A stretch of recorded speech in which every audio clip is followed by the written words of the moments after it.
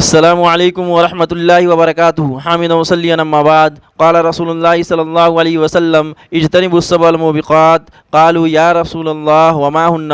قال الشرک باللہ والسحر وقتل النفس التي حرم اللہ الا بالحق واکل الربا واکل مال الیتیم والتولی یوم الزحف وقذف المحصنات المؤمنات الغافلات۔ رواہ البخاری، حدیث نمبر 2766۔ کہ اللہ کے رسول جناب محمد الرسول اللہ صلی اللہ علیہ وسلم نے فرمایا کہ 7 برباد کر دینے والی چیزوں سے بچو، 7 ہلاک کر دینے والی چیزوں سے بچو۔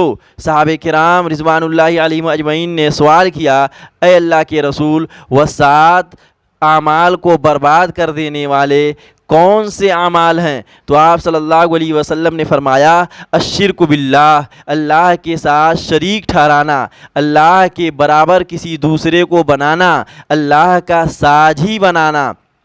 دوسرا والسحر، جادو کرنا، جادوگری۔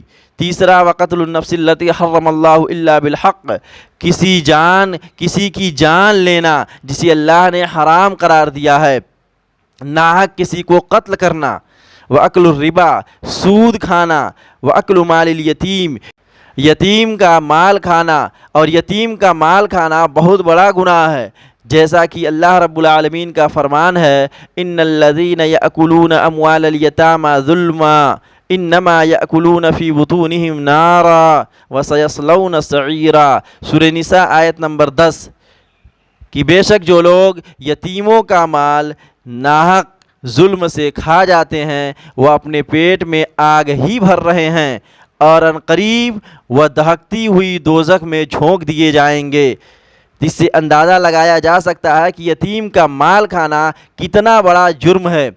اس کے بعد والتولی یوم الزحف، میدان جنگ، جب اسلام اور کفر کا معرکہ ہو تو اس میں اپنے ساتھی کو اکیلا چھوڑ کر پیٹ پھیر کر بھاگ جانا، یہ بہت بڑا جرم ہے۔ وقذف المحصنات المؤمنات الغافلات، اور اسی طرح پاک دامن بھولی بھالی عورت پر الزام لگا دینا۔ اور آج یہ بہت عام بات ہو گئی ہے کہ لوگ کسی کے اوپر کسی طرح کا الزام بڑے آسانی سے لگا دیتے ہیں اور سمجھتے ہیں کہ یہ بڑی معمولی بات ہے، حالانکہ یہ اتنا بڑا جرم ہے کہ اللہ کے نبی جناب محمد رسول اللہ صلی اللہ علیہ وسلم نے فرمایا کہ اگر اس کا کوئی ارتکاب کرتا ہے تو اس کا جرم اتنا بڑا ہے کہ اللہ رب العالمین اس کی وجہ سے اس کے تمام اعمال کو برباد کر دیتے ہیں۔ تو یہ 7 ایسے ہیں کہ جو اعمال کو برباد کر دیتے ہیں، نیک اعمال کو، جو ہم نیکیاں کرتے ہیں، ان 7 کاموں کے ارتکاب سے اللہ رب العالمین ہماری تمام نیکیوں کو برباد کر دے گا۔